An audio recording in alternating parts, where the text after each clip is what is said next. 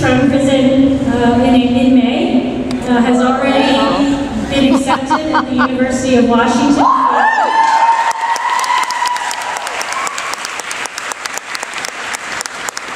I'd like to welcome Donna Akers down.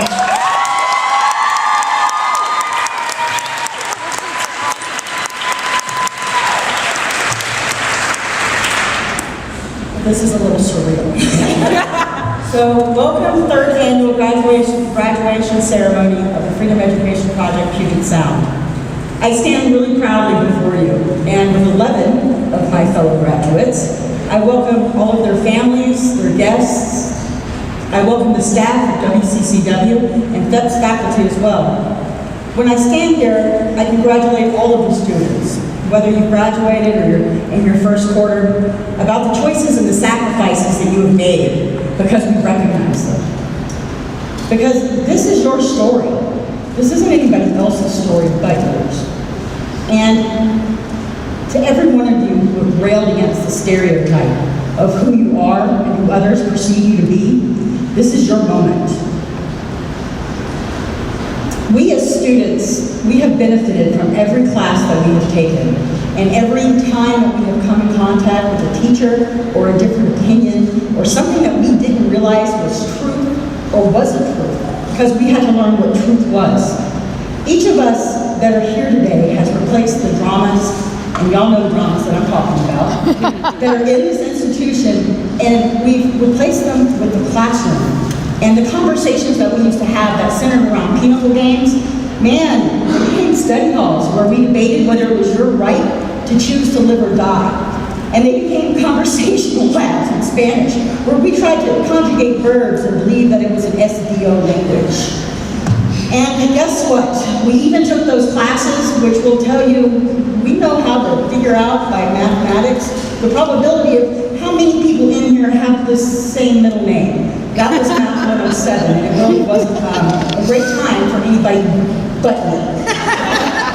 So we learned what it was like to do a rewrite and to write what we thought was a really good piece of paper, and to get it back and to rewrite it again, and to rewrite it again, and again and again, until it seemed like the words themselves were bleeding because there was so many red marks on that piece of paper. And it didn't really matter, because we had learned other things. We learned rhymes to explain mitosis. And we stuck together and we formed a family where we uplifted each other, we tutored each other, we encouraged each other, and we even learned everything along the way is changing, including who we are.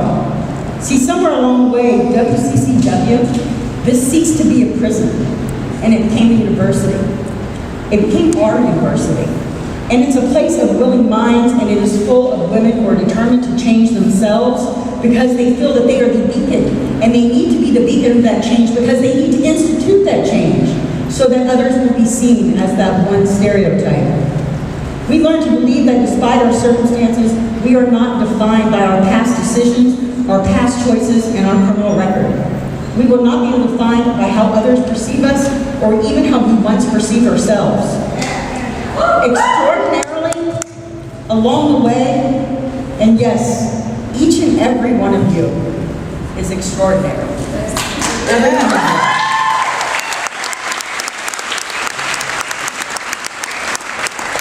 But we learned that as we changed the prison culture, we began to change ourselves. See, our lives, our cultures, they're composed of so many overlapping stories. None of us woke one day and realized that we were in prison and there was no journey about how we got here.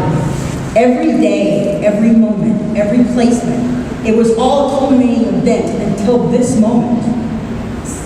See, our lives, in being composed of those overlapping stories, we learned that the stories themselves are what make us who we are.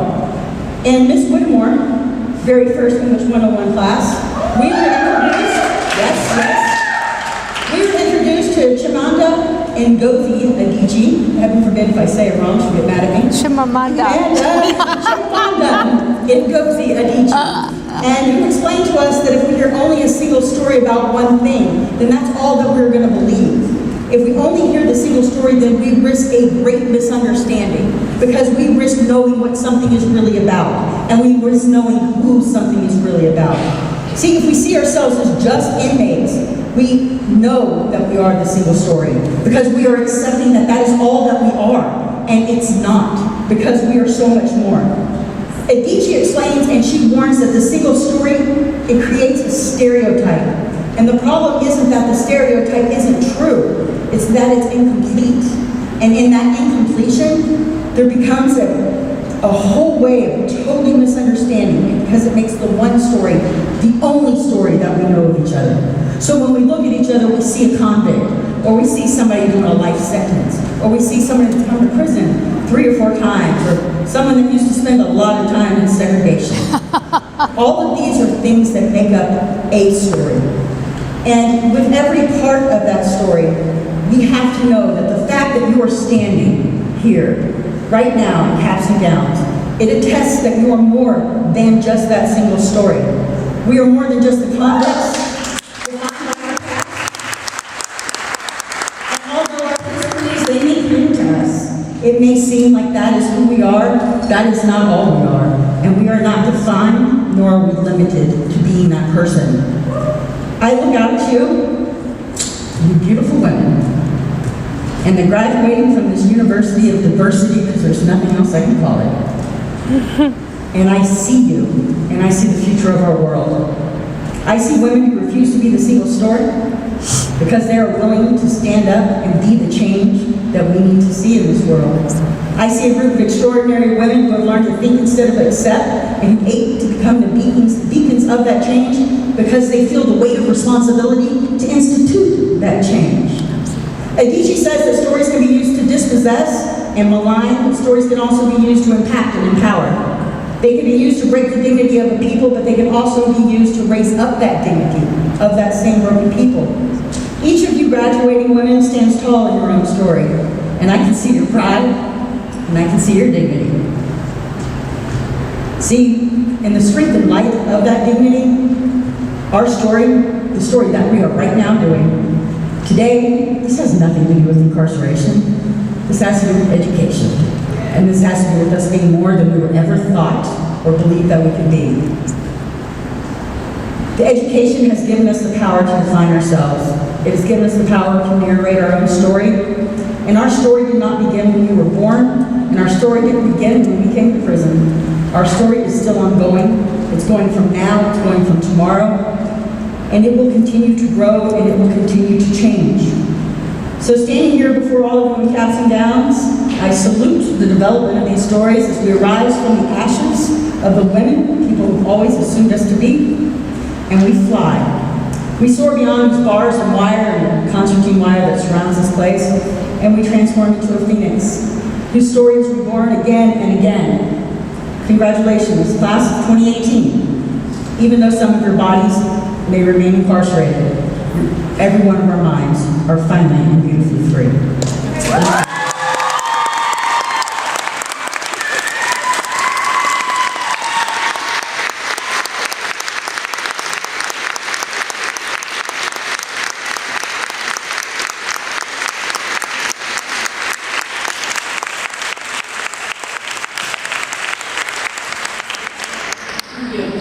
So, I have been given the honor of introducing our next speaker.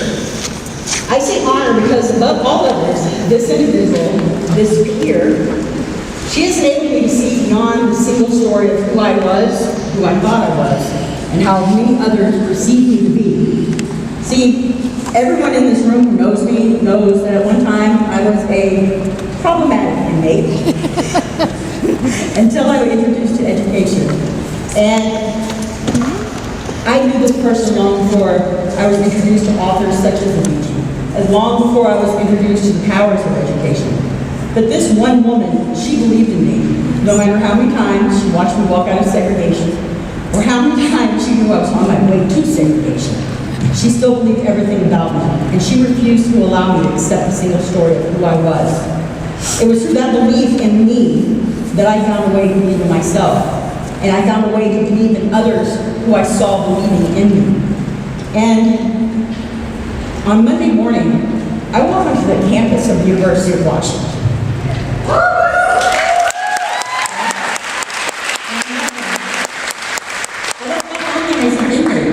I walk on there as an undergraduate student of junior standing, and that's a pretty good feeling. And it was because of her belief in me that originated that one spark that allowed me to believe in myself.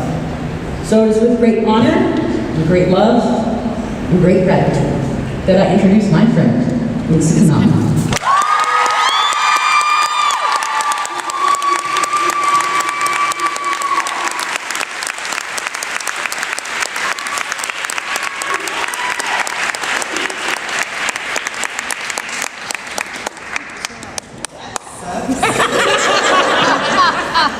Walking up to the podium. Thank you. I won't mess up the makeup area. Today, I stand before you with an attitude of gratitude. I don't think this is a place where I ever would have thought I would be. You see, with the exception of a good book, I've never finished anything in my life. When I was younger, I wanted to play the guitar. My mom facilitated that. Bought the books, guitar. I never finished. Then I wanted to learn to play the keyboard. My mom supported me in that too. Didn't finish that either. As I got older, I tried many other things, including high school. Never finishing. Oh, you know, I went ahead and got a GED, but we all know that's not really the same. I started a college course. I didn't finish that. This is a pattern that followed me through life. I had children that eventually came to person and I didn't finish raising them. Things didn't change just because I came to prison. No. I started the drafting program at TCC and guess what? I didn't finish that either. It sounds so depressing, I know, right? But today, I stand here with an attitude of gratitude because I'm finally finishing something new.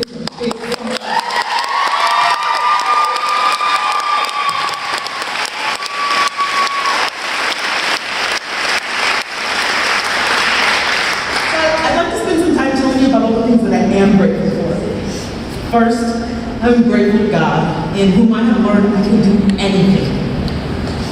I'm grateful to my family, who has never given up on me, never gotten upset when I brought my homework to the trailer, and always encouraged me to be the woman that they knew I could be. I'm grateful to Tanya Wilson for having the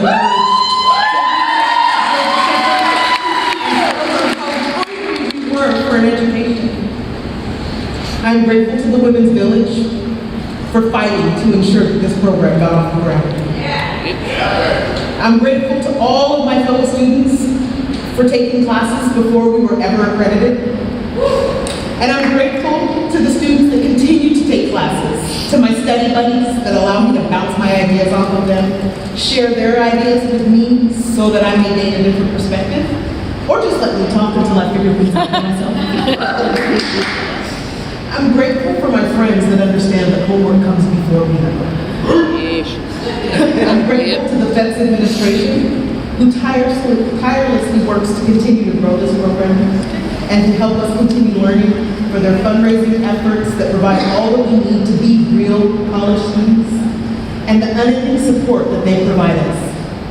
I'm grateful to the WCCW administration for having the foresight to see what a phenomenal program this would turn into and for allowing us to exist in this facility.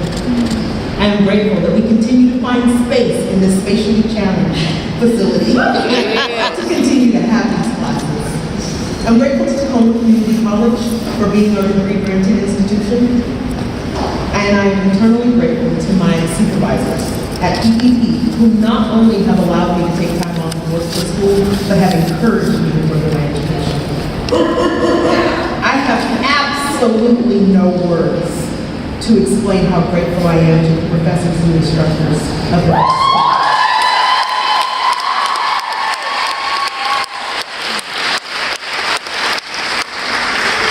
those of you who have dedicated parts of your life, your time, with us and to provide us this education. I am grateful for you never allowing me to slack, never accepting less than my very best. I'm grateful for you guys allowing me to bring my dogs to school so that they can learn to be service dogs while I grow my education. I'm grateful for you that you pressed against the bounds of my imagination and for showing me that the world is not as narrow as I was believing. I really wish I had time to tell each of you just how much of an impact you've made on my life. But I think I'll just have to let the fact that I'm graduating speak for itself.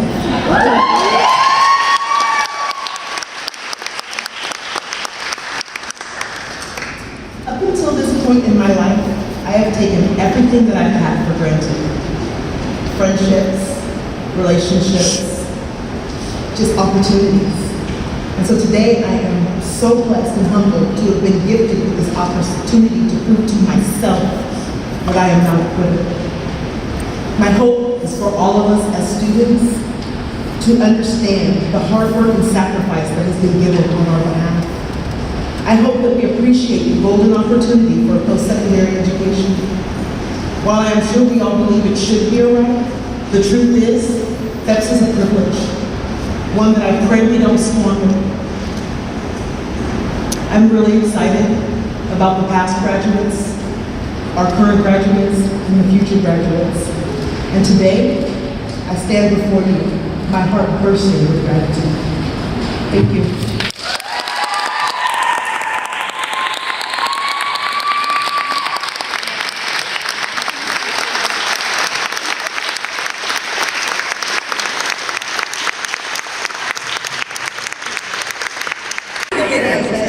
Love my cat. Love that. Okay, I want to start off with asking everybody out here, I want everyone to raise your hand if you've had a dream and you didn't accomplish it because of a doubt or a fear that you had. Yeah, come on. And me too. I can't believe that I'm standing in front of all of you today with just receiving my AA degree, but this was something I never envisioned for my future. I love you too. Not just the incredible accomplishment of achieving an actual college degree, something I had been told all my life I would never have, but simply just having the privilege of actually standing before so many incredible, educated, and motivated individuals. Come on, Chris. Anyone who knows me can attest to the fact that public speaking is one of my greatest fears. Until a few years ago, I let this fear hold me back from opportunities of living my life to its fullest potential. Through FEPPS, I have learned how to overcome many obstacles in my life that were controlled by fear. As a high school dropout with a GED, I felt that was as far as I would ever go with my academic life. Until a friend handed me a kite. Sorry. This friend told me to fill this kite out to attend the FEPPS assessment testing. I almost didn't go that night. I was so scared. But that friend walked me to the testing. And I am very thankful for her pushing me out of my comfort zone and seeing potential in me when I didn't see it within myself. During my first FEPPS class, it was through the support and encouragement from so many friends, the fellow classmates I had just met, and the professors that I actually started to grow and slowly get rid of all of my fears and doubts of being an actual, real college student. No matter how many tears I shed, how many papers I struggled over, or presentations I tried to get out of, I was able to get over each hurdle. That in itself changed me. Going through the struggle of challenging myself, I began to feel adequate, confident, and most of all worthy for the first time in my life. The amazing part of this program is how you get to see the same growth in your fellow classmates. I have been given the opportunity to watch over FEPPS students who also have the same fears grow into amazing, intelligent, confident individuals who are not only obtaining their degree, but who are prospering and flourishing into their best possible selves. Yeah. I am leaving you all with a quote by Ed Helms. Don't be curtains. He's the guy from The Hangover. Don't be afraid of fear. because it sharpens you, it challenges you, it makes you stronger. And when you run away from fear, you also run away from the opportunity to be your best possible self. Keeping this in mind, I challenge each of you to run towards your future. Face life head on, and you will surprise yourself of how strong each and every one of you really are. Thank you.